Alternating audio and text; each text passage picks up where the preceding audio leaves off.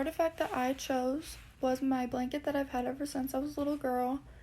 This blanket brings me a lot of comfort in multiple different ways and represents my personality and my values and just me as a person in multiple different ways as well.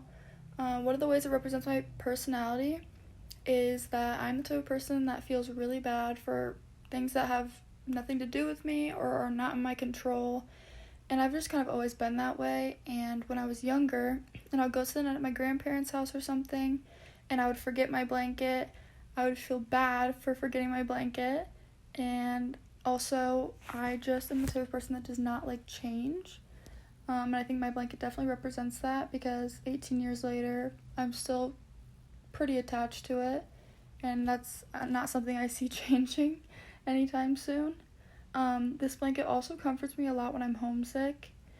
Just the feel of it and the smell of it and everything. It's been in my life my whole entire life. And so just having it reminds me of being at home since that's where I've had it for the past 17 years. And yeah, so it really comforts me when I'm homesick and it really does help make me feel better since I can't go home 2.5 hours away whenever I feel like it. And another thing that my blanket represents is my values in life.